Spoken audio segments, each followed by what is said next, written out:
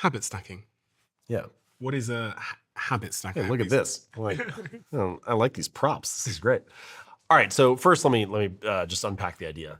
Habit stacking is this concept that came from Stanford professors named B.J. Fogg. And his insight, which I think is great, is that it's easier to build a new habit if you layer it or stack it on top of an old habit, a habit you're already doing. He calls it the tiny habits recipe, I think. But the insight is just that we all have habits that we're performing each day, and those can become anchors. They can become cues that prompt the new behaviors that we're going to perform. So let's say that your current habit is you make a cup of coffee, right? So you're already doing this. You're going to start each day. You're going to make a cup of coffee. And the new habit that you want to build is you want to start meditating. So then you could say, all right, after I make my morning cup of coffee, I will meditate for 60 seconds. So this is just like a basic habit stack, right? So you start with coffee and then you meditate after. Now, once you get good at this, you can start to chain them together. So for example, you could say, after I make my morning cup of coffee, I will I will meditate for 60 seconds, and then I will write my to-do list for the day. After I write my to-do list for the day, I will prioritize them and start working on, my first task or whatever. And now you have this little stack that you do the same way each morning, each time. And it just is a way to like build simple momentum and get you in.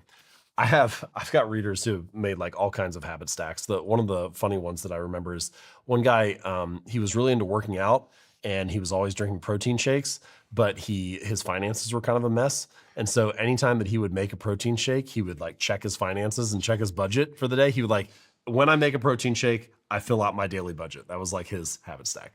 But you can do it for anything, right? And the idea is that you want to find a good place for this new habit to live. Sometimes, like let's take the meditation example. As a general rule, as a very broad stroke rule, it tends to be better to do habits earlier in the day rather than later, because the later it gets in the day, the less your day is under your control, right? Like more things interrupt. There's just, you run lower on time, lower on energy, and so on. Mm-hmm. So I like the idea of maybe doing meditation in the morning. So you make your cup of coffee and then you meditate.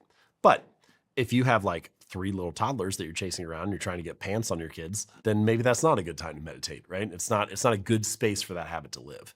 So I think once you've done that habit scorecard and you have like all of your normal habits laid out there, you can start to think about the new habit that you want to build and look at that list and then say, okay, what's the appropriate place to insert this new habit? Where should that new habit stack live? What's a good trigger for that new behavior to occur?